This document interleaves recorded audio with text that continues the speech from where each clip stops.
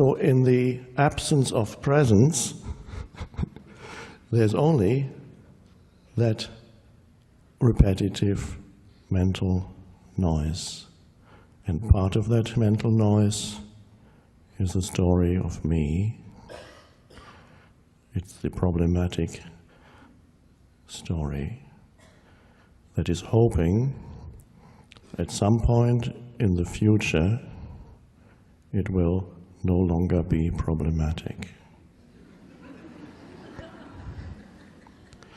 Not realizing that what it calls future has no actual existence except as another thought.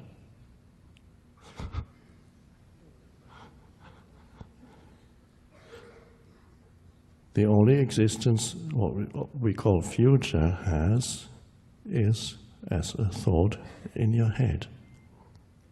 Beyond that, there's no such thing as future.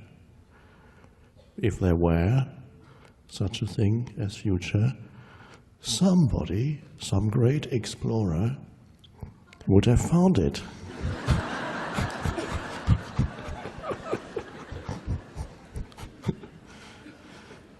And we would have a monument. He discovered the future.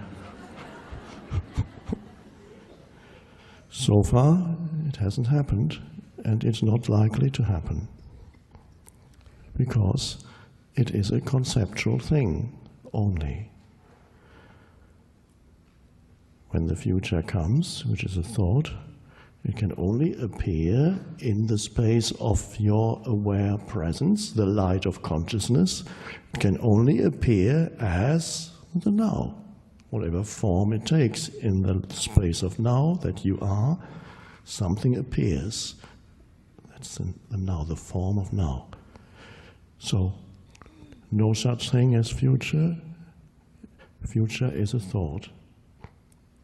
And this also applies to the past. Because apart from the thoughts in your head, let's say, this happened to me, I did this, he did this to me, she did that to me, I did that to him and them, and then they did that, and then... It didn't happen in the past. When it happened, if it ever happened, because you know how the mind works, it gradually, as it reinterprets the future. So what you see as things that actually happened, maybe they didn't. Or maybe they did, but when they happened, it was the now, the only place where things can happen. And in order to have the idea that there is such a thing as future, you have to think about that now. So it's only in the light of now that the appearance of future arises. But again, of course, there is no past. Even if time travel were a possibility, you could only arrive ever in the now.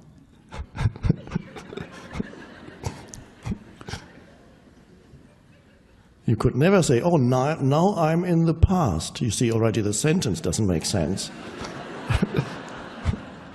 Now I'm in the past. I've traveled to the Roman times, and now I'm here in the past. No, you're in the now.